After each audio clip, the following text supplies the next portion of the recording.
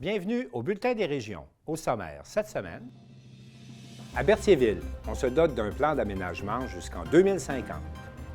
À Amqui, le deuil se poursuit. À Saint-Félix-de-Valois, on découvre un squelette de beluga datant de la mer de Champlain. À Donnacona, une radio web pour l'école secondaire. À Saint-Angèle-de-Mérici, Richard Z. Sirois présente son livre « Le vinyle de l'insomniaque ». À Grande-Rivière, des beaux jeunes s'entraînent pour une bonne cause. À Gaspé, un grand Ripfest en juillet prochain. Et enfin, à Petite-Rivière-Saint-François, c'est la 30e édition du Massif Open. Bonne émission.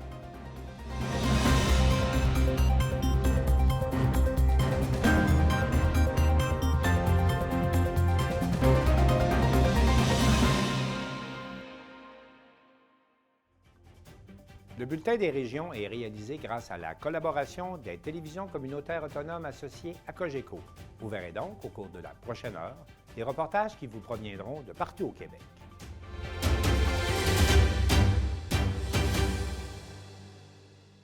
À quoi ressemblera la ville de Berthierville dans 30 ans? C'est la question que la municipalité a posée à ses citoyens dans le cadre de l'élaboration de son plan d'aménagement Berthierville 2050. Un reportage de Daniel Yvon de CTRB.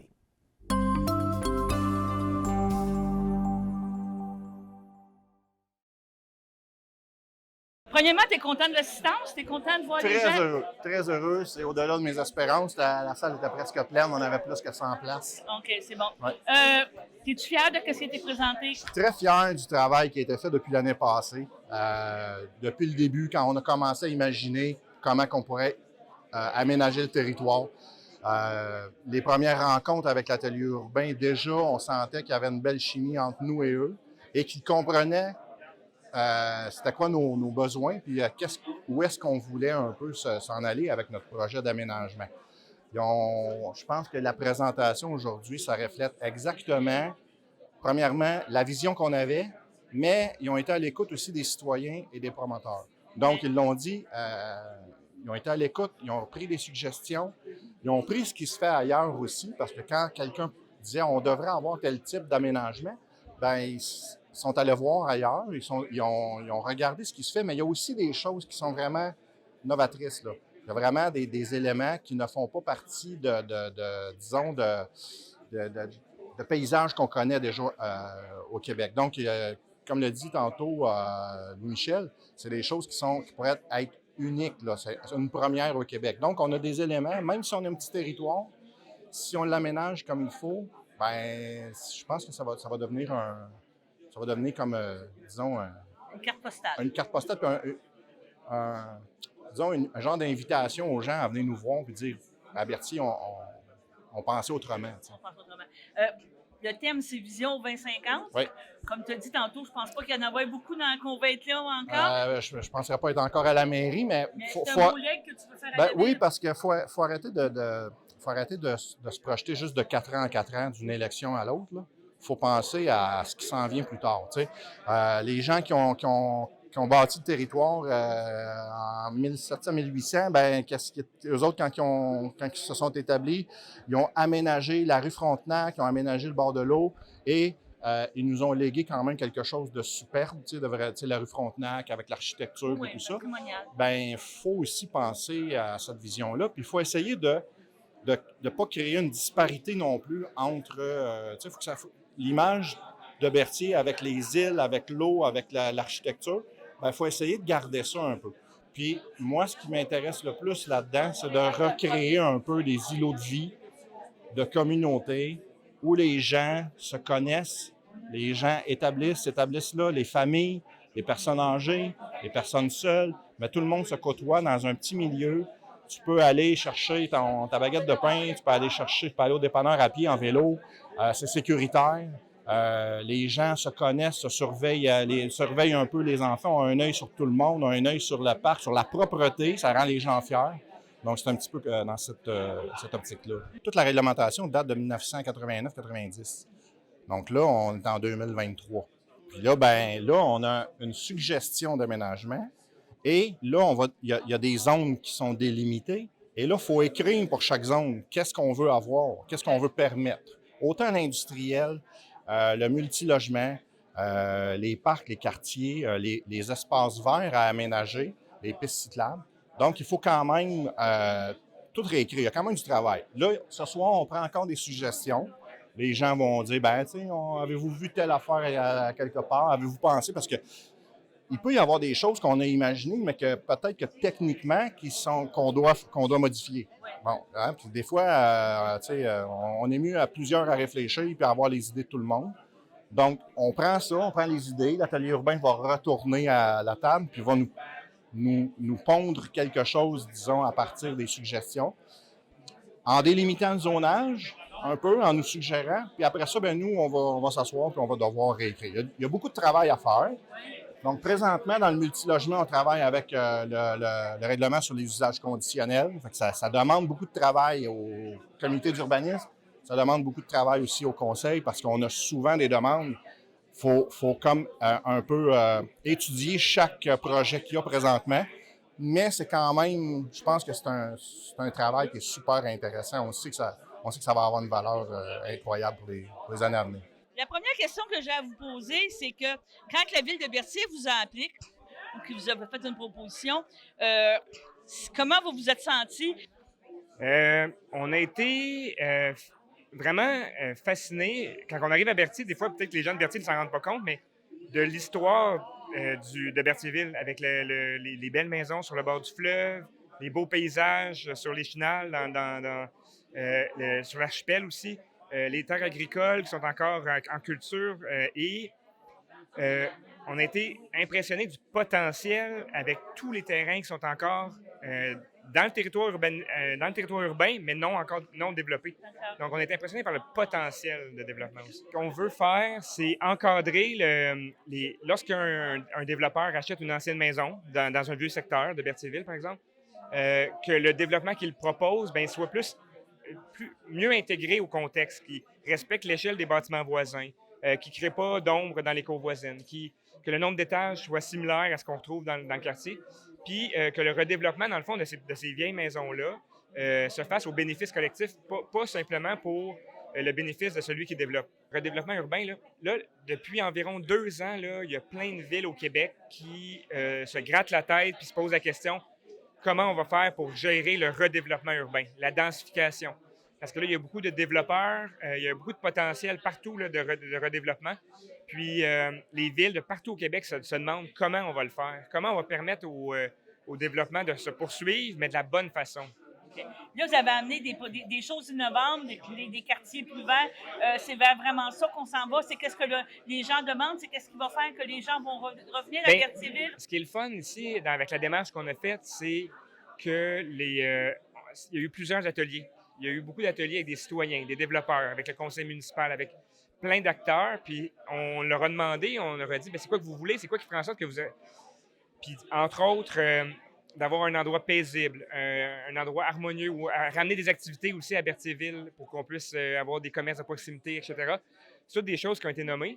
Puis, effectivement, de mettre en valeur ces éléments-là et aussi le paysage magnifique de Berthierville puis le fleuve, bien ça, on considère que ça va aider justement à ramener peut-être plus de citoyens à Berthierville. Proposer sur les panneaux... si tout se développait, là, évidemment, ça ne se développera pas tout, mais si cette vision-là elle se ferait au complet, on peut penser qu'il y ait à peu près presque 2000 nouveaux logements. 2000 nouveaux logements, presque 4000 personnes, 4 à 5000 qu'on pourrait parler. Tout ça se développait, puis ça ne se développera pas tout. Là. Il va y avoir des bouts qui vont se développer, puis d'autres non. Mais effectivement, on peut s'attendre à ce qu'il y ait une population qui augmente beaucoup, mais pas jusqu'à doubler. Là, mais oui, on n'était pas dans une démarche où on imposait des idées. Les gens ont participé sans être en mode négatif. Ils étaient plus en mode constructif. Puis autant les développeurs qui veulent développer que les citoyens qui veulent maintenir les qualités qu'ils aiment actuellement. On réussit à trouver un équilibre. C'est-à-dire qu'on encadre le développement pour rassurer les citoyens actuels, mais on le permet par ailleurs pour rassurer les développeurs aussi. Donc, on trouve un équilibre là-dedans. Tout ça peut évoluer dans le temps. C'est pas figé, c'est un outil qui est fait pour évoluer, mais au moins, ça donne une direction à suivre.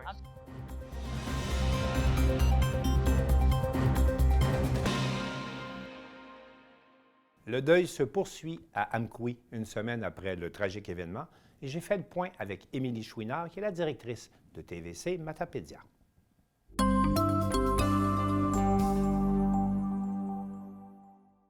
Émilie Chouinard, bonjour. Bonjour. D'abord, merci d'être avec nous aujourd'hui. Comment pourriez-vous qualifier l'état d'esprit des gens de Amqui une semaine après le drame?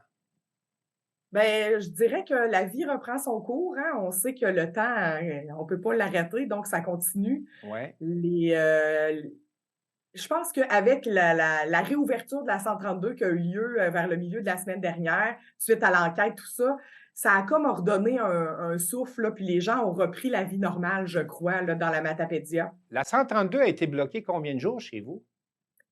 Presque 2 jours entiers. Ça a été libéré tard en soirée, le mardi soir, là, OK. suite au drame de lundi après-midi. Maintenant, on sait que dans ces petites communautés-là, un tel drame touche beaucoup de gens. Quel esprit de solidarité s'en dégage, là? Parce qu'on a l'impression, peut-être à distance, mais que tout le monde est vraiment touché de près là, par ce drame chez vous. Comment ça a réagi Ah, une semaine après les événements? tout le monde est touché de près ou de loin. On connaissait tous quelqu'un qui a été impliqué dans OK. ce tragique événement. Je dirais qu'une semaine plus tard, il y a eu des très beaux gestes de solidarité matapédiens, même canadiens, qui ont été vus là, durant la semaine. La tour du CN a fermé ses lumières à Oui. Toronto à 5 minutes au début de chaque heure. Ça a été très touchant. Un pont a été illuminé en mauve à Montréal aussi. Euh, Vous avez reçu la visite du premier ministre et de tous les chefs des partis politiques. Qu'est-ce que ça fait comme exact. effet quand on accueille ce genre de visite-là après un drame? Ben, on était contents de les accueillir. On sentait qu'ils étaient là pour les bonnes raisons, qu'ils étaient là par solidarité pour montrer l'appui du gouvernement, que c'était pas pour faire du capital politique là, sur Mhm. le dos de la population. On sentait qu'ils étaient vraiment là, qu'il n'y avait aucune partisanerie. Notre député du Parti québécois avec son chef, le premier ministre, les 2 autres chefs des partis étaient là. C'était impressionnant à voir, je vous dirais, parce qu'on n'a jamais vécu ça dans la Matapédia. C'est pas quelque chose de commun dans notre région de recevoir Oui. tout ce monde-là avec leur garde du corps. Ils étaient près d'une vingtaine là, de personnes arrivées en limousine. On a bloqué un tronçon de la 132 où les événements ont lieu pour que les gens puissent aller se recueillir. Puis le premier ministre est débarqué là, sur la 132, bain de foule. C'était très impressionnant, je vous dirais, parce que, vous le savez, hein, Martin, nous, on n'est pas tant équipés pour faire du direct live sur la télé. Donc, ici au bureau, on était 2 employés qui regardaient RDI en continu. Puis c'était fascinant de voir qu'on voyait notre équipe à la télé, tu sais, sur un canal Oui, ben ouvert absolument, en parce que continu. la tragédie a fait en sorte que vous avez été presque le centre du monde médiatique là, pendant un certain temps. En Alors, effet, c'était de vous voir en direct sur RDI. Oui, ça fait quand même un certain effet. c'est irréel. C'est vraiment irréel. Puis tu sais, nous, on a des grandes vitrines devant la TVC, puis on a vu sur le boulevard où c'est arrivé. Donc, on faisait juste un pas de recul, puis on était comme, mon Dieu, ce qu'il y a à la télé en direct, c'est dans ma cour, là. Tu sais, c'est là, là. C'est complètement irréel. On dirait que j'ai l'impression que là, la poussière commence à Oui. retomber, mais pas retomber. Les médias, les grands médias sont partis parce Sont- qu'il y en avait de partout, là, de Québec, de Montréal. Il y a des chaînes anglophones qui étaient ici aussi. La presse écrite aussi, tout le monde était là. Donc là, ils sont partis. Maintenant, il reste que nous, notre petite communauté, nos peines. Il faut apprendre à se relever, je pense, de tout ça. Et comment pensez-vous que va se vivre le deuil maintenant qu'il est moins médiatisé? Ici, on est une communauté extrêmement serrée, la Matapédia. Tout le monde se Oui. connaît, tout le monde s'entraide. Je pense que c'est la force, c'est ce qui fait qu'on va rebondir après ce tragique événement. C'est sûr que là, il y a des nouvelles qui sont tombées. Il y a une 3e Oui. victime là, qui a été annoncée Et je en pense qu'il y a début encore de des gens semaine. qui luttent là, contre Oui. la mort présentement également chez vous. Là. Oui, oui, oui. On a Oui. une dame là, qui est toujours aux soins intensifs à Québec aussi, là, qui est entre la vie et la mort, puis on n'a pas tant de nouvelles de ce côté-là. Une 3e victime qui est tombée Oui. en début de semaine. J'ai l'impression qu'on n'a pas fini d'en entendre. Là. Il y a des choses qui sortent dans les médias tranquillement, pas vite. L'enquête suit son cours. Vendredi dernier, il y a eu une messe en solidarité là, où il y avait des centaines de personnes qui s'étaient réunies à l'église d'Amqui. Puis par la suite, la municipalité a invité tous les gens à aller au parc de la ville d'Amqui. Là, on a un gros parc en plein centre-ville. Puis on a fait une chaîne humaine avec tout le monde avait soit un lampion cellulaire allumé, une lampe de poche. C'est près de, je dirais, près de 600 personnes, 700 personnes qui se sont rassemblées pour faire toute la chaîne humaine, tout le tour du parc. C'est très touchant de voir que tout le monde se sent interpellé, tout le monde veut faire quelque chose, tout le monde veut aider à consoler les gens qui sont plus touchés, je dirais. Il y a des belles marques de solidarité, il y a des campagnes de sociofinancement qui ont été amorcées pour la famille qui avait les petits-enfants, les parents et les grands-parents. Là, il y a 2 campagnes de sociofinancement qui circulent en ce moment. Donc, la communauté se ressoude suite à ces événements. Dites-moi, parfois, ce genre d'événement également provoque beaucoup d'insécurité. Est-ce que les gens ont recommencé à marcher sur la route? Les gens ont recommencé à marcher. Je crois que les gens ont plus conscience qu'ils sont plus tant... Tu sais, on ne pouvait pas s'imaginer qu'un drame comme ça pouvait arriver à Amqui. Nous, je dirais, en tant que parents, moi, j'ai des enfants qui passent par là quand ils reviennent de l'école.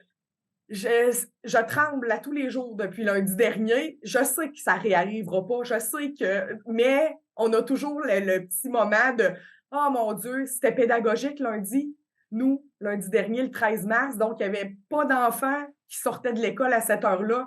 Et Dieu merci, parce que ça aurait pu être autrement tragique que ça l'a été, là. Bien, oui, les gens ont repris possession du centre-ville d'Amqui tranquillement. Je dirais, les gens, on a un recueillement, je pense, une pensée pour les victimes à chaque fois où on passe. J'ai l'impression que, tu sais, il y a encore pas des débris, mais des gestes, là, tu sais, des choses, on voit qu'il y a une rambarde. On voit qu'il est arrivé quelque chose. Il y a des fleurs d'accrocher un peu partout, des toutous sur les bancs. Fait que, tu sais, il reste que c'est encore très frais comme événement. La cicatrice est encore très vive. C'est ça. Le temps va arranger les choses, je crois. Émilie Chouinard, merci d'avoir été avec nous pour faire le point. Et puis, je pense qu'au nom de toutes les stations communautaires qui participent à l'initiative du Bulletin des régions, je vous envoie d'abord nos sympathies, nos condoléances. Puis, je vous souhaite un bon retour aux choses. Merci. Merci à vous. C'était Émilie Chouinard, la directrice générale de TVC Matapédia.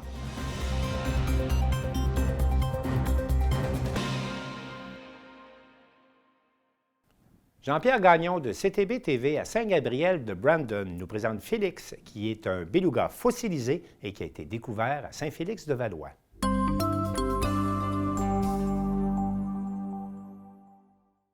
Alors bonjour, c'est avec plaisir cet après-midi que je me retrouve avec le personnel de CTB TV pour venir vous raconter une histoire. C'est une très, très belle histoire qui a pris son origine au cours du mois de juillet 2021. Alors, je vous la raconte. C'est le 25 juillet 2001, en effectuant des travaux hydro-agricoles, une avicultrice de Saint-Félix-de-Valois découvre ce qui semblait être, à prime abord, des roches. Elle investigue, elle regarde, elle cherche pour savoir qu'est-ce que c'est dans sa tranchée. Et il s'avère que ce ne sont pas des roches, ça semble être plutôt des os. Intriguée, notre avicultrice qui s'appelle Mme Monique Hainaut se questionne et elle rapporte ses premiers os qu'elle a trouvés dans sa tranchée à la maison et commence à faire une démarche de recherche.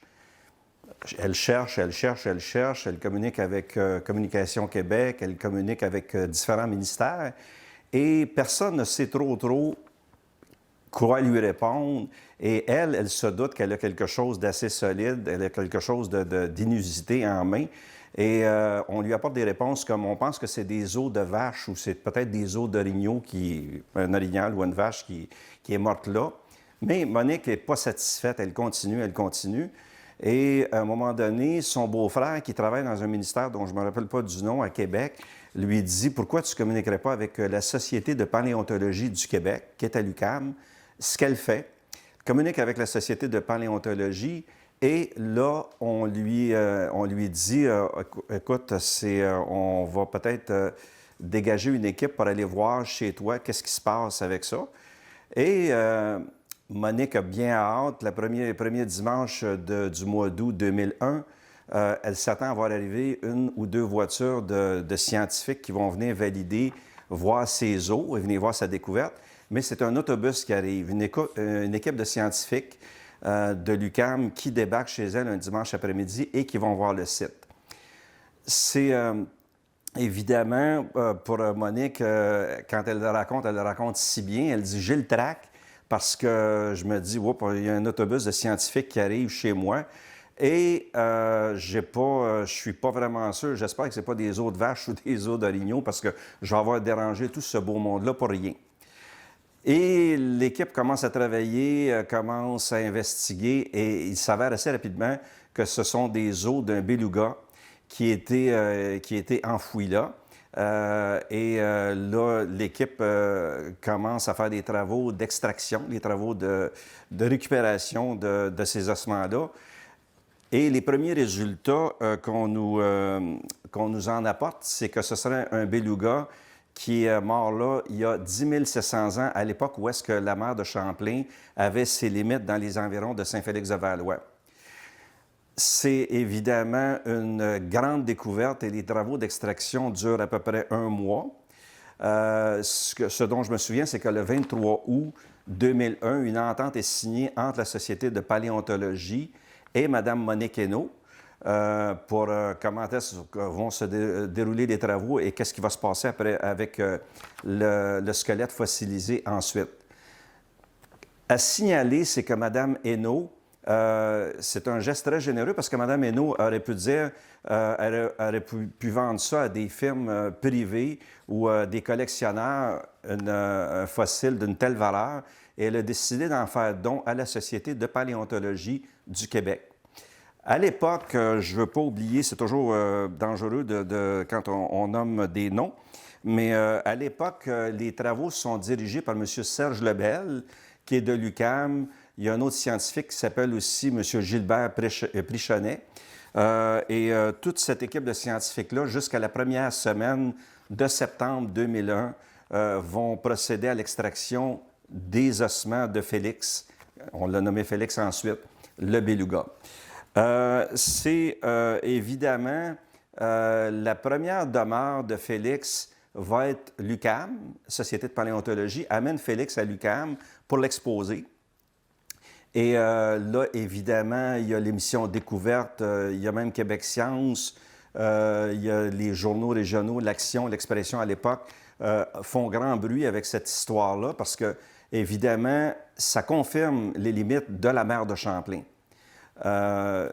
C'est quelque chose, évidemment, qui a comme chambardé la cartographie et tout ça. La première demeure de notre Félix va donc être l'UQAM, la Société de paléontologie à l'UQAM. Et ensuite, autour de 2007-2008, Félix déménage au Biodôme à Montréal, où il va rester jusqu'à temps que le Biodôme entame des travaux autour de 2016-2017. Et là, Félix va prendre la route du groupe de recherche sur l'éducation des mammifères marins à Tadoussac, où il est depuis. C'était un travail de grande envergure de tout faire ça. Et là, ça a eu des répercussions où est-ce que moi, j'arrive en scène avec un auteur lanaudois qui s'appelle M. Louis Trudeau. C'est qu'en 2019, on rencontre Mme Monique Hénault et en ne voulant pas que cette belle histoire-là se perde, on lui a offert de faire un livre avec ça. Et le livre qui en a résulté s'appelle « L'Odyssée de Félix le Beluga », un livre d'à peu près 160 pages qui relate complètement, qui relate toute l'histoire à partir du 25 juillet 2001. Et le lancement du livre s'est fait le 25 septembre 2021, soit à peu près 20 ans, un petit peu plus que 20 ans après la découverte. Et ça nous a amené avec l'équipe c'est-à-dire le co-auteur et moi, avec Mme Monique Hainaut, avec M. Jean-Claude Duclos, que je dois nommer ici. Jean-Claude Duclos est toujours un paléontologue, archéologue, qui était président de la Société de paléontologie à l'époque, mais il s'est joint à nous dans l'aventure du livre aussi. Il a pu nous donner de la documentation. Et le photographe qui a tout documenté en images à partir de la découverte des travaux d'extraction et tout ça. M. Murray, depuis le 25 juillet 2001, allé jusqu'à aujourd'hui, jusqu'aux événements qu'on a fait. On a fait des lancements, on a fait des conférences à 9 endroits dans la région, aller jusqu'à Tadoussac, l'île Verte. L'Odyssée de Félix le Beluga, qui est la collection Les richesses du parcours, qui a été éditée par l'Organisme des bassins versants de la zone Bayonne. Ce livre-là est en vente à CTB TV au prix modique, toujours très modique, de 20 plus les frais d'expédition. Donc, ne vous gênez pas si vous pouvez vous procurer ce livre-là qui relate toute l'histoire de la découverte de ce squelette fossilisé de beluga le 25 juillet 2001.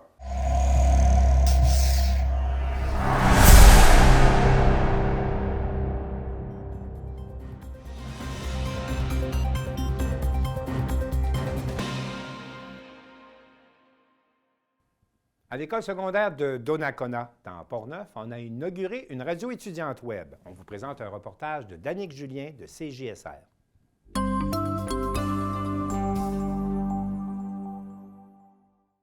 Yo la gang, bienvenue à la première émission de ESDO Radio. Je pense que pour ça mérite quand même une main d'applaudissement. C'est pas rien.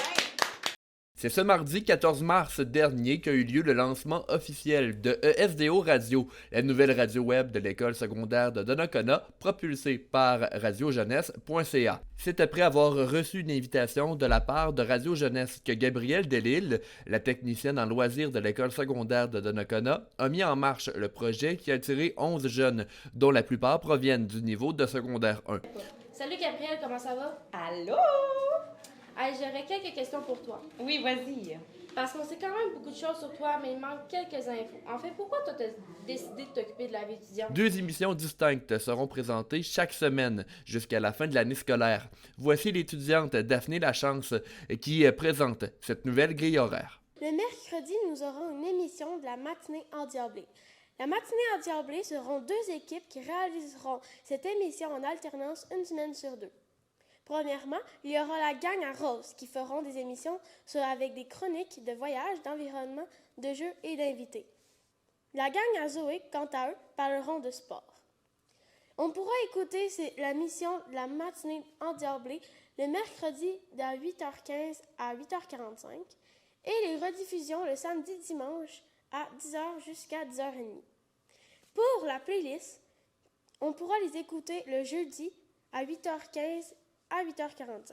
La playlist est une émission musicale avec Léane et Megan. Les rediffusions seront le vendredi et le lundi à 16h15 jusqu'à 16h45. Pour nous écouter, vous pouvez aller sur la radiojeunesse.ca sous l'onglet Radio Web puis sélectionner l'école secondaire de Donnacona. Bonne écoute! La radio a été conçue de toutes pièces par les étudiants qui ont trouvé le nom, mais également le logo, avec l'aide de l'équipe de Radio Jeunesse. Jérémy Garcia nous le présente. On va commencer par les cornes. Donc, les cornes sont signe du diable, donc le logo de l'école. Le casque et le micro, c'est pour signifier la radio. C'est notre radio, c'est la radio web, donc le micro et le casque. ESDO, eh bien, c'est nous autres, c'est École secondaire de Donnacona. Et puis voilà, Donnacona, c'est le D en rouge dans le micro. Voici. Merci. Les équipements permettant la radiodiffusion, comme les micros par exemple, ont été fournis par radiojeunesse.ca qui souhaite permettre aux étudiants et étudiantes de faire entendre leur voix. Le projet a débuté à Gatineau et au fil des ans a permis à plusieurs autres radios de débuter leur activité partout au Québec. Voici Nathalie Bernard de Radio Jeunesse à ce sujet. Radio Jeunesse a sa propre antenne à Gatineau, Ottawa, et ce projet de radio web a permis d'ouvrir 14 radios à travers le Québec, ce qui fait que chaque mois, les jeunes vont se rencontrer pour faire une grande émission commune, rencontrer les personnalités, les artistes qu'ils désirent. Et ici, à Donnacona, ils sont uniques, là. Ils commencent, donc c'est vraiment le début d'un grand projet.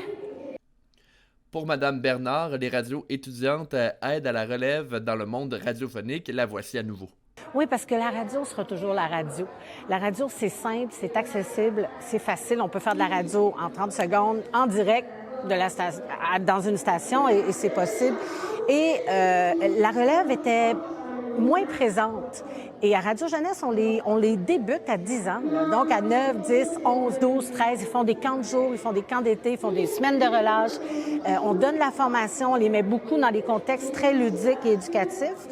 Donc, ils apprennent tout bonnement, ce qui fait que plusieurs de ces jeunes-là qui sont aujourd'hui dans les médias, déjà à 11-12 ans, ils avaient rencontré plein de vedettes, ils avaient rencontré le premier ministre, des députés.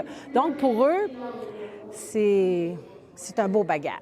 Chaque année, de nouveaux étudiants pourront embarquer dans le projet de la radio ESDO. C'était Danick Julien pour CJSR.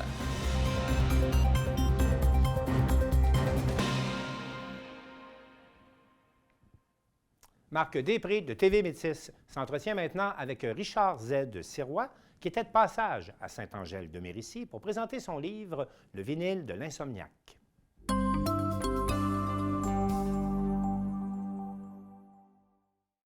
Eh bien, Richard Z. Sirois, donc on se trouve à la Bibliothèque municipale de Saint-Angèle-de-Mérici, où aujourd'hui, vous avez donné une conférence.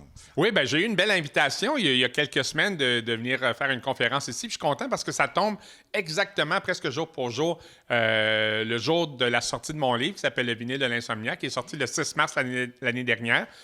On est le 5 aujourd'hui, fait que c'était comme un petit clin d'œil pour souligner le premier anniversaire de ce livre, parce que ma passion dans la vie, c'est beaucoup la musique, le rock, et j'ai beaucoup de vinyles chez moi. Je me sers de ça pour la radio, puis je m'en suis servi pour écrire un livre. Et ce livre-là, on peut dire un grand merci à votre fils. Là. Oui, ce qui est arrivé, c'est que quand la pandémie est arrivée, bien sûr, il n'y avait plus de travail en radio, en télé, j'avais plus de contrat.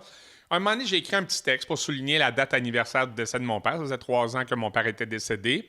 Mon garçon, qui avait 20 ans, me dit « Papa, c'est bon ce que tu as écrit sur mon grand-père. J'ai aimé ça. Tu as écrit des beaux textes, c'est touchant, émotif. » Puis là, je dis « Ouais, mais oui, j'ai aimé ça, c'est sûr. C'était mon père. J'ai écrit quelque chose de touchant. » Puis là, mon garçon me dit « Tu devrais écrire d'autres choses. » Puis là, je dis, je sais pas sur quoi écrire. Tu sais, j'étais comme ça, j'ai publié ça sur Facebook. Il dit, écris sur ce que t'aimes. Puis là, ça a été un déclic instantané, écris sur ce que t'aimes. J'ai réalisé qu'autour de moi, j'aimais la musique, j'aimais le rock. J'ai fait 30, 40 ans de radio ou presque. J'ai rencontré plein de personnalités, j'ai vu plein de shows. Fait que je me suis mis à écrire une petite chronique par jour sur Facebook il y a 2 ans exactement. Puis ces chroniques-là, tranquillement, j'ai eu une offre d'un éditeur pour le publier en livre. Ensuite, j'ai eu une offre pour que ça devienne un show radio. Fait que juste à partir de ce que mon garçon m'a dit, écrit sur ce que t'aimes, ça a complètement changé ma vie par la suite. Il faut dire que vous avez une grande collection, là, au moins 4000 vinyles. Oui, mais j'en ai à peu près 4000, mais c'est pas tout bon. Tu sais, je suis un peu comme un conservateur. C'est-à-dire qu'on m'en a donné beaucoup, j'en ramasse beaucoup. Et je me vois un peu comme un conservateur de musée. C'est-à-dire que ce que j'ai, c'est pas tout ce que j'écoute de jour en jour.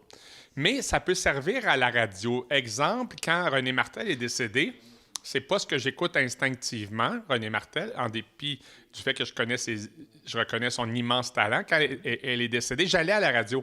J'avais un disque de René Martel chez moi en parfait état. Je m'en suis servi à la radio. Quand Mark Hamilton est décédé, Mark Hamilton est né proche de Matane. Quand il est décédé, un vendredi, j'allais à la radio encore une fois et j'avais ça chez moi. Donc, c'est un peu comme des outils pour moi, comme un menuisier a des marteaux puis des tournevis, puis il ne sert pas nécessairement sa scie électrique à chaque jour, mais il l'a au cas où.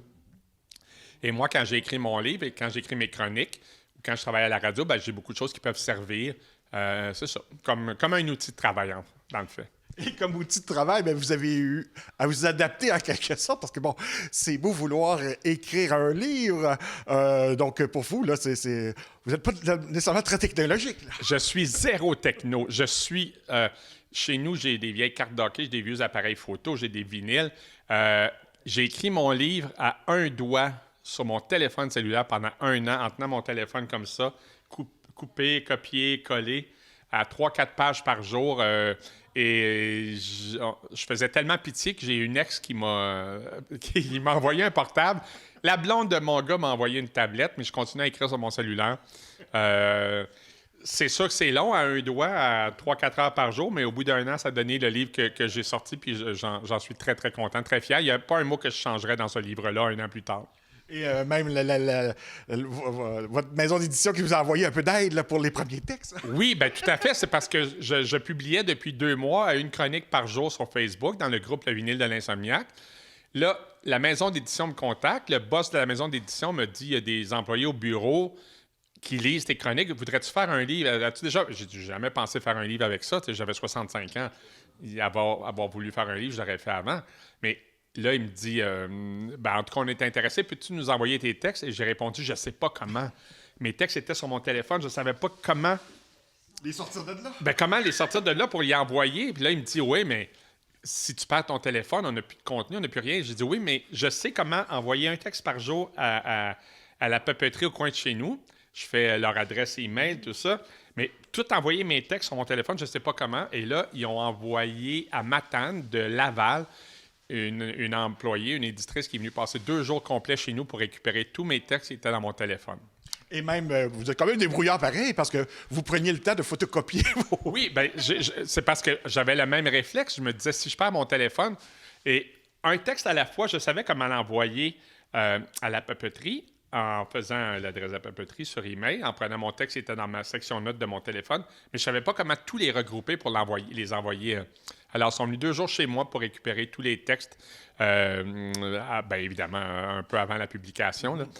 Ouais. Et à ce moment-là, donc, est-ce que vous pensiez que cette belle aventure-là, de cette phrase peut-être anecdotine de votre fils, allait devenir cette belle aventure? Ben non, c'est impossible. Moi, quand je suis déménagé à Matane en septembre 2020, c'était la pandémie. J'avais dans ma tête, je m'en allais à Matane prendre ma retraite dans la maison de mon grand-père. Je pensais jamais, dans ma tête, ma vie professionnelle s'arrêtait là, puis c'était parfait. J'ai eu une belle carrière. Et là, la phrase de mon garçon qui dit « Écris sur ce que t'aimes », ça m'a valu un livre, et pas juste ça. À cause de ça, le propriétaire des stations de radio Arsenal Média, qui était dans mon groupe, le Vinyle de l'Insomniaque, m'a, lui, de son côté, offert un show radio à partir de vinyle aussi. Fait que ça a tout déboulé, des choses vraiment imprévues à partir d'une phrase qui change ta vie quand mon garçon m'a dit « Écris sur ce que t'aimes ». Et bon, ce fameux livre-là, faut d'abord dire, c'est pas une encyclopédie du rock, là. C'est des choses que vous aimez. Là. Oui, bien, c'est parce que en ce moment, en 2023, si tu veux avoir la carrière, la vie professionnelle, la vie intime de quiconque, en 3 clics sur Internet, je fais YouTube, vie personnelle, vie intime, chum, blonde, blablabla, discographie, j'ai tout ça. Fait que il n'y a plus rien que tu peux ajouter dans un livre. La seule façon de créer un intérêt, c'est jumeler la musique que j'ai écoutée depuis que je suis adolescent à des souvenirs. Fait que tout au long du livre, des fois, des souvenirs me rappelaient la musique que j'écoutais à ce moment-là, ou des fois, c'était l'inverse, j'écoutais un vinyle. Excuse-moi. J'écoutais un vinyle, puis ça me rappelait une anecdote personnelle. Fait que, exemple, mon premier French Kiss sur Oh Darling les Beatles, que je raconte, ma première peine d'amour sur un album de Supertramp, sur le fait que la sœur de ma blonde de l'époque sortait avec un gars d'harmonium, tu sais. Fait que j'ai tout jumelé ça pour parler d'un vinyle et toujours avec un aspect de ma vie personnelle ou carrière ou autre.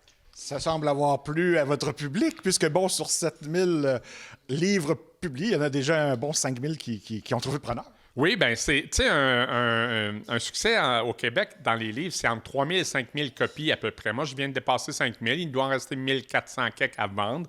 Je suis très content de ça. C'est sûr qu'à l'occasion, il y a quelque chose qui se vend à 200 000 copies, mais la grande moyenne des livres, c'est à peu près entre 3 000 et 5 000. Fait que moi, ça me suffit amplement. Ça a été très amusant à faire. Et j'assume complètement d'être rendu à peu près à 5 000. Et à ce moment-là, bon, pour vous, est-ce qu'il pourrait y avoir une deuxième édition éventuellement? Bien, j'ai d'autres textes en réserve. Est-ce que la maison d'édition, c'est sûr que c'est juste à la limite d'être rentable pour une maison d'édition. Je n'ai pas encore de texte pour en faire un deuxième. Ça avance tranquillement, mais si ça ne devient pas une deuxième édition, c'est pas grave. J'aurais au moins fait ça dans ma vie, d'écrire un livre, ce que je ne pensais jamais faire avant. Et le tout à partir d'une passion que vous aviez déjà en plus. Ben oui, parce que je fais en 2023 ce que je voulais faire au début de Rock et Belles Oreilles. C'est-à-dire Rock et Belles Oreilles, en 1981, c'était une émission de radio sur le rock. s'il y a le mot rock dans Rock et Belles Oreilles, c'est parce qu'on parlait de musique d'abord et avant tout. Quand j'ai rencontré Guy, on écoutait les mêmes disques, la même musique, on allait voir les mêmes shows. On a commencé à se parler à l'université en fonction de la musique. Le premier titre de notre show radio, c'était le rock de A à Z avec Guy Lepage, Richard Z. Sirois, d'où le A et le Z dans nos noms pour faire de A à Z. Puis il y a trop d'affaires de A à Z. C'est devenu Rock et Belles Oreilles, mais le Rock et Belles Oreilles faisait référence à une bande dessinée qui s'appelait Rock et Belles Oreilles à l'époque.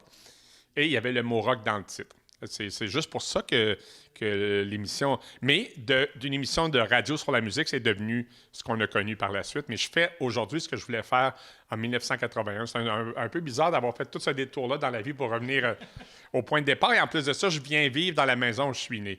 Fait que... Et on trouve votre page sous quel nom à ce moment-là? Le vinyle de l'Insomniaque.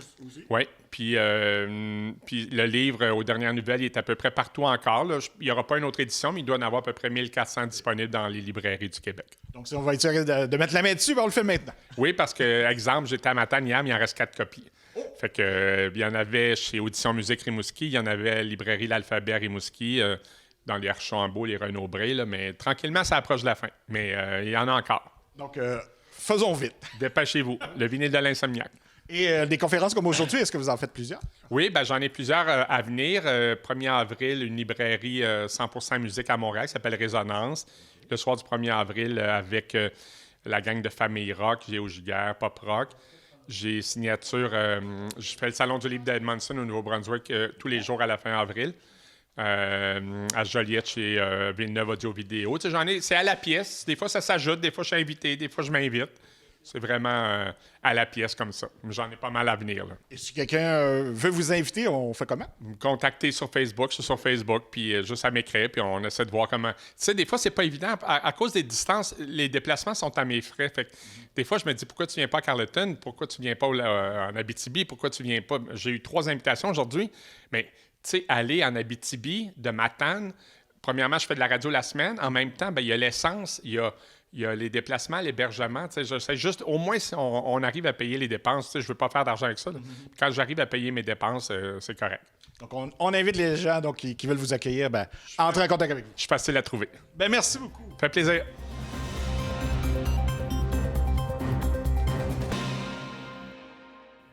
En mai prochain, 38 étudiants de l'École secondaire de Grande-Rivière participeront au défi Pierre Lavoie et Jean-Denis Laperrière de TVC-GR les a rencontrés pour savoir qu'est-ce qui les motive à se préparer pour cet événement.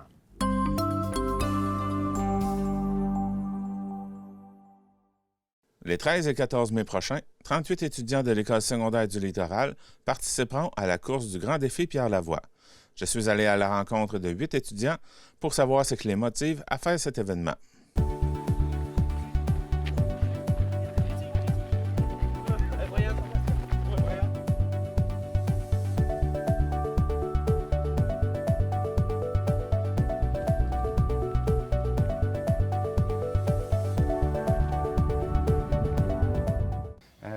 C'est quoi le but du Grand défi Pierre Lavoie?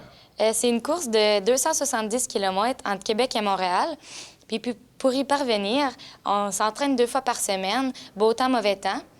On aime ça à l'automne, puis au printemps, des fois. Au printemps, c'est sûr qu'il y a beaucoup d'eau. À l'hiver, il fait froid, c'est souvent dur d'y aller. La motivation n'est pas toujours là, mais c'est ça. On attend de faire le défi depuis secondaire 1, mais on a juste la possibilité de le faire cette année à partir de secondaire 4, donc on est très contente. Pour aller faire ce défi-là, ça prend des motivations. Quelles sont-elles? Bien, dans le fond, il y a surtout améliorer sa condition physique parce qu'on court, comme mon ami l'a dit, 2 fois par semaine. Avoir des meilleures habitudes et surtout se dépasser en faisant le défi Pierre Lavoie. Le fait de devoir vous entraîner l'hiver, vu que ça doit être plus dur sûrement, rendu au défi, est-ce que ça devient ça devient plus facile à faire? Bien, c'est certain que pour courir l'hiver 2 fois par semaine, ça prend beaucoup, il faut être persévérant, puis ça prend de la motivation. Fait que ça nous prépare. Le défi Pierre Lavoie, c'est un grand défi, c'est très dur, fait que ça nous prépare pour ça, c'est certain. Quels sont les impacts de pouvoir participer au défi? Bien, c'est sûr, c'est vraiment le fun parce que ça nous crée comme une grosse famille, on est tous ensemble. Puis c'est sûr que de s'entraîner 2 fois par semaine, ça nous rapproche plus.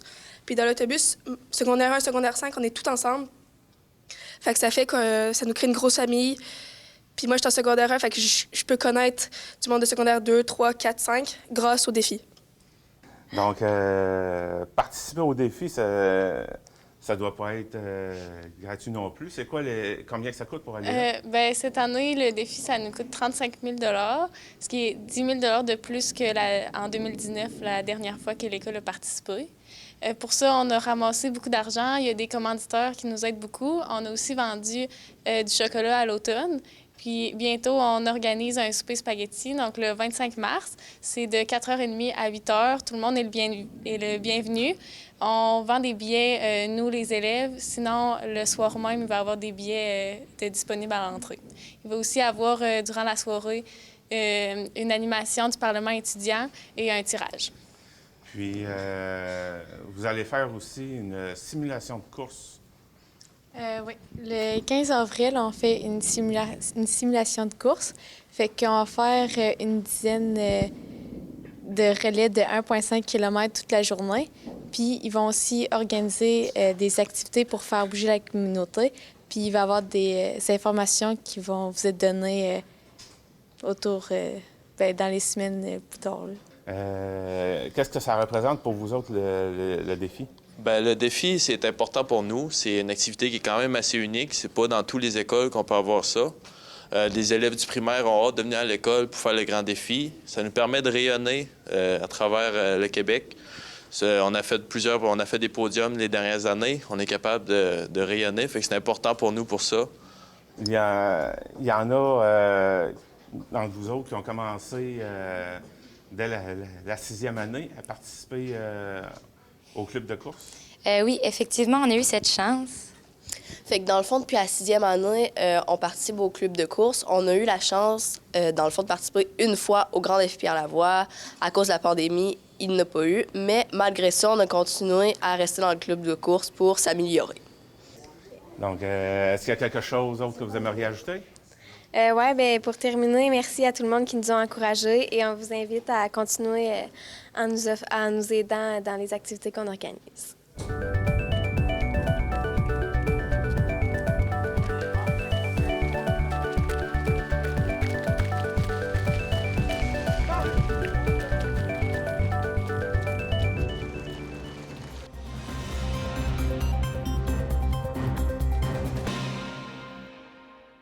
En juillet prochain, à Gaspé, on vous proposera un nouvel événement, le RIPFest gaspésien. Et Télé-Gaspé a enquêté là-dessus.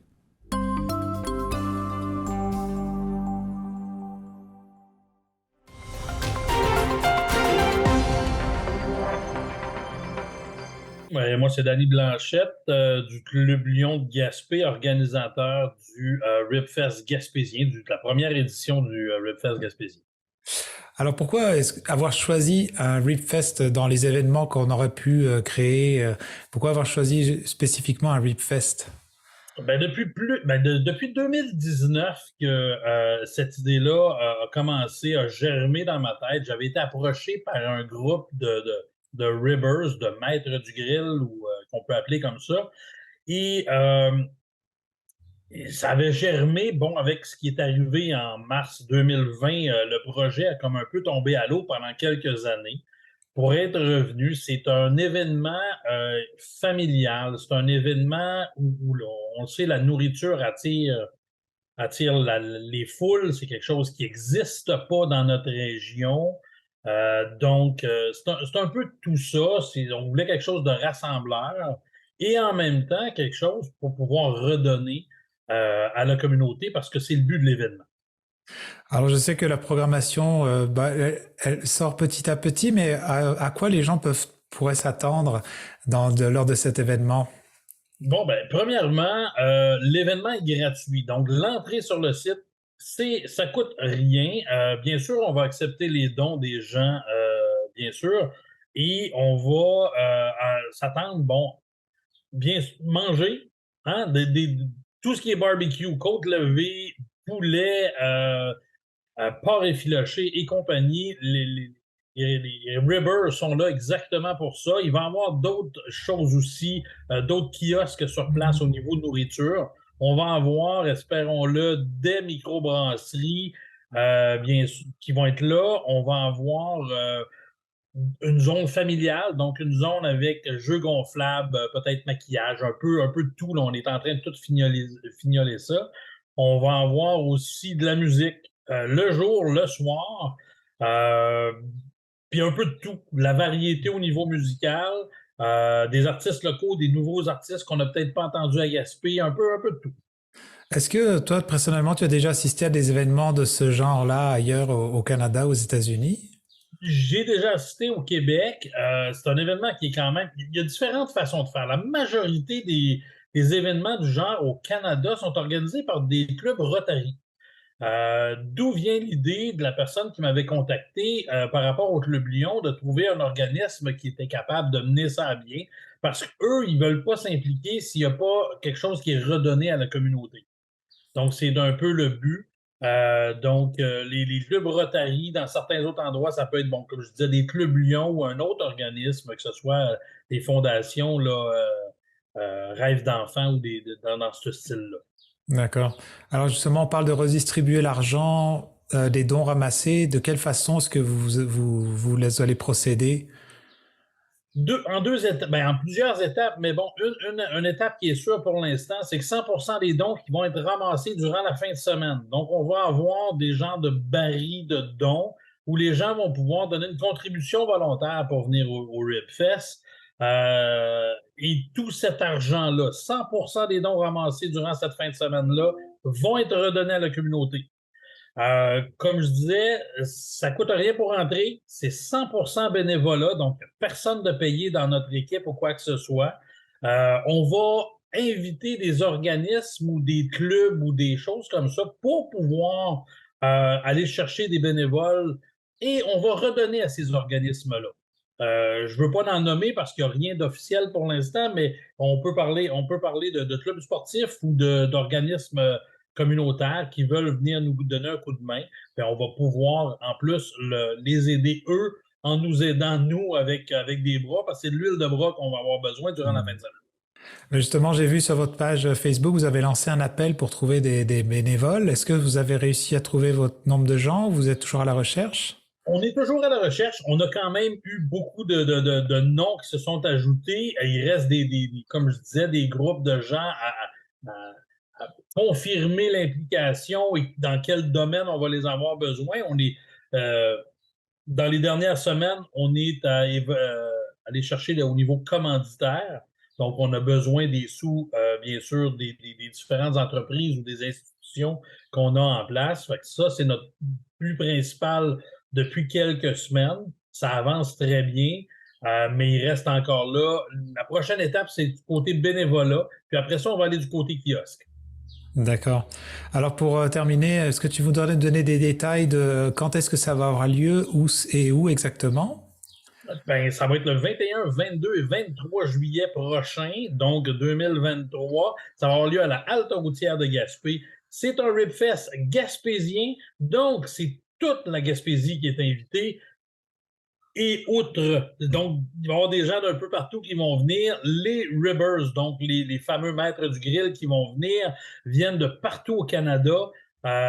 Donc, attendez-vous à quelque chose de très, très bien. De la musique, du manger et des boissons rafraîchissantes. Je pense qu'on ne peut pas demander rien de mieux. Allez, une dernière question. C'est pour toi, et tu préfères-tu porc effiloché, poulet barbecue ou côte levée? La côte levée est quand même dans mon top au niveau... c'est sûr que c'est moins bon pour la ligne, mais mon Dieu que ça va être bon au goût. Puis il va y avoir une compétition. Il ne faut pas oublier que durant la fin de semaine, les 4 Ribbers qui sont là font une compétition un peu amicale et on va avoir des juges invités d'honneur qui vont voter pour meilleure sauce, meilleur poulet, meilleure côte levée. Fait que ça va être un événement qui va être quand même le fun aussi durant la fin de semaine. Ben, merci beaucoup, Danny, pour ces précisions. Et puis, en tout cas, on s'en reparlera sûrement un peu plus tard pour élaborer un peu plus sur la programmation. Merci. Bon, ben parfait. Merci à toi.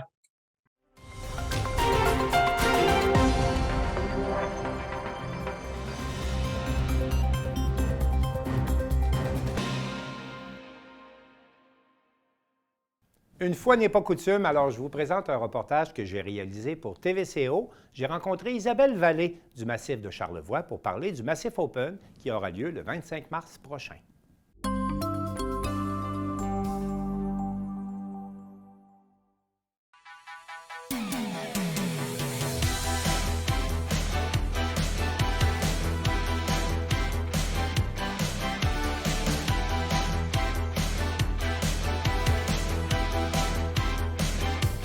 Isabelle Vallée, je vous remercie de nous accueillir dans votre bureau aujourd'hui. Quel bureau, n'est-ce pas?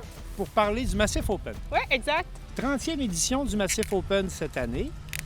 Dites-moi, qu'est-ce qui est particulier dans le Massif Open? C'est quoi comme événement? Parce que c'est pas une compétition de haut niveau, de haut calibre, là. Exact. Le Massif Open, on l'a dit, c'est un Open. Ça veut dire que c'est à la base un défi amical.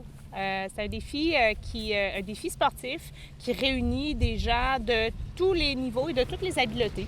De toutes les disciplines aussi, dans une espèce de course amicale dans laquelle il y a des obstacles ou des épreuves.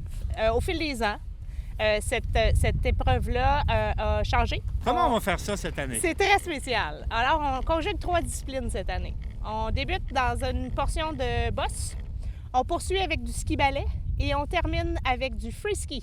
Alors, c'est la conjugaison de 3 disciplines et il n'est pas nécessaire d'être un expert, au contraire. Mais est-ce qu'on doit pratiquer les 3 disciplines? Pas du tout. On fait du mieux de nos capacités. Mais, mais là, vous êtes en train de ressusciter le ski-ballet comme tel. Entre autres. Parlez-nous un peu de cette discipline. Écoutez, j'ai très peu d'expertise en ski-ballet. Chose certaine, tout est dans l'artistique, hein? Puis l'idée d'introduire le ski-ballet dans cette course amicale, ce défi amical-là, parce qu'il n'est pas chronométré, c'est justement de jouer non seulement sur la qualité de skieur ou de planchiste, mais vraiment d'y aller avec les aptitudes et l'attitude dans le parcours. Et la 3e discipline, c'est? C'est le free ski. Alors, c'est vraiment un bout où est-ce qu'on y va, à la soie, tiens.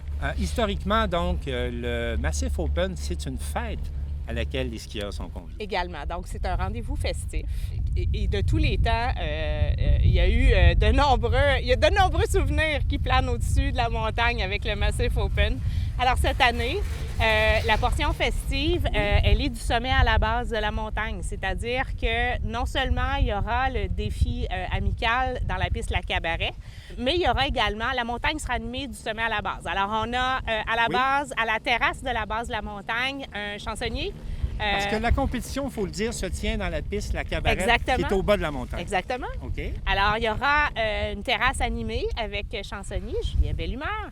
Il y aura également au sommet de la montagne en après-ski, Valère, qui est quand même un groupe qui est bien connu et qui est reconnu pour faire danser les foules ici au Massif. Mais il y a aussi l'ambiance de la buvette de montagne, celle du Camboul. Ça, c'est une nouveauté cette année sur la montagne. Exactement. Donc, cette année, on parle des avant-après-ski. Alors, ça a lieu à compter de 2 heures et c'est animé par un chansonnier. Donc, c'est un happening qui se tient sur la terrasse du Camboul. Et évidemment, il y a barbecue, vin chaud, mais aussi en animation musicale. Alors, ça fait partie des nombreux environnements musicaux qui seront offerts cette journée-là. Est-ce qu'on invite les gens à s'habiller d'époque? Ah bien, certainement. Alors, on vous verra à l'habiller d'époque aussi de votre côté. Certainement. Tradition le veut. Oui. On se déguise au Massif Open. Cette année, on célèbre la 30e édition. Alors, en fait, la 30e année, je devrais dire, du Massif Open. Alors, ce qu'on souhaite faire, c'est d'inviter les gens à s'habiller vintage pour l'occasion, donc rétro. Donc apporter des couleurs fluo, à mettre les vêtements des parents, des oncles, des tantes, des gens qui ont participé à des compétitions d'époque.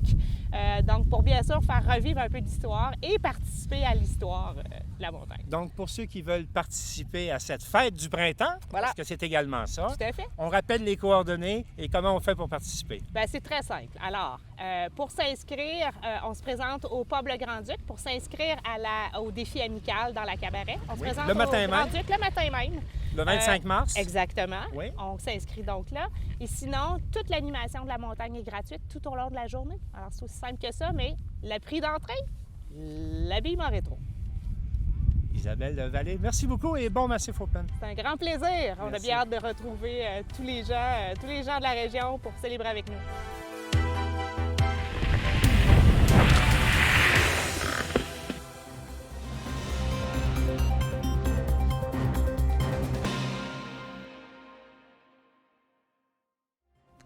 Alors, c'est tout pour cette semaine. On espère que ça vous a plu. Et au nom de toute l'équipe, je vous dis à la prochaine.